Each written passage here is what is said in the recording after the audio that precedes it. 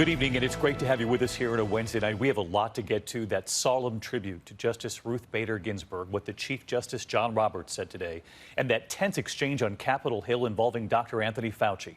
But we begin tonight with the fierce reaction in Louisville at this hour after the grand jury's decision in the death of Breonna Taylor, indicting one of three officers, but not in her death. Breonna Taylor, a Louisville EMT, was shot dead after officers serving a warrant opened fire.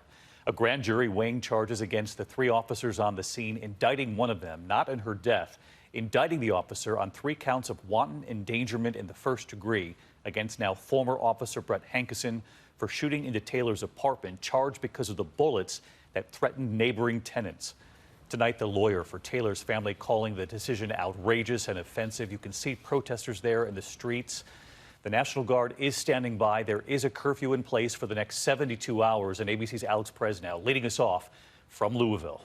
Protect black women! Tonight, outrage protesters taking to the streets of Louisville after a grand jury indicted one of the 3 officers involved in the fatal shooting of Breonna Taylor, but not in her death. I'm very, very sad.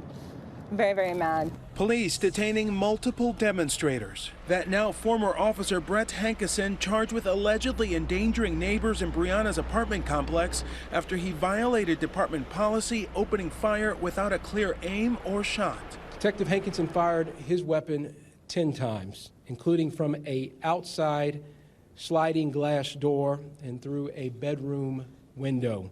Hankison indicted on 3 counts of wanton endangerment in the first degree. None of the charges are connected to Breonna's death. The grand jury finding the 2 other officers involved in the botched March 13th raid, Detective Miles Cosgrove, who shot 16 times, and Sergeant John Mattingly, who shot 6 times, were justified in firing their weapons. The sequence of events from March 13th had to be pieced together through ballistics evidence, 911 calls, police radio traffic, and interviews. Breonna's boyfriend, Kenneth Walker, says he fired a warning shot from his legally owned gun because police did not announce themselves when they barged in that night executing a search warrant.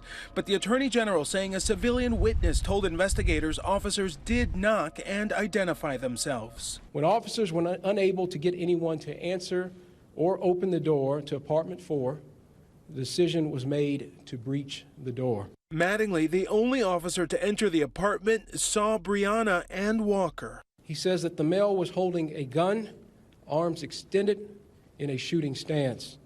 Sergeant Mattingly saw the man's gun fire, heard a boom, and immediately knew he was shot. That's when authorities say the officers opened fire, killing Breonna.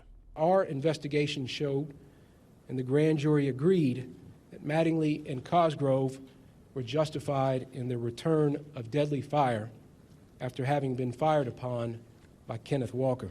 He said his investigation did not examine how that warrant was obtained. The grand jury decision, demonstrators say, not enough. Many overcome with emotion hearing the news today. In my heart, it doesn't feel like there's any justice for Breonna in that because they never brought up any murder charges. Breonna's family attorney in a statement calling today's decision offensive and another example of no accountability for the genocide of persons of color by white police officers. This comes more than 24 hours after Mattingly sent an email to LMPD personnel obtained by ABC affiliate WHAS, writing, "I know we did the legal, moral, and ethical thing that night. It's sad how the good guys are demonized and criminals are canonized." Tonight, the Kentucky governor activating the National Guard in Louisville and an evening curfew in place.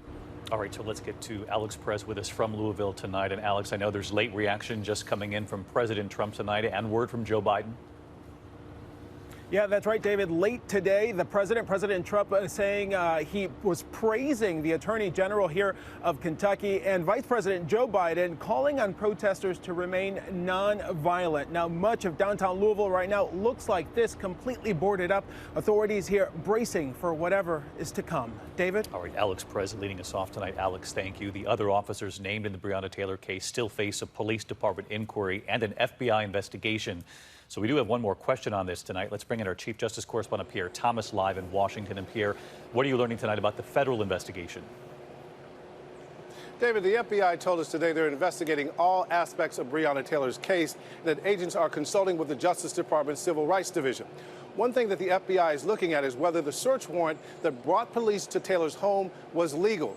There are allegations that one of the officers gave false information to the court concerning whether the Postal Service was seeing suspicious packages coming to the home.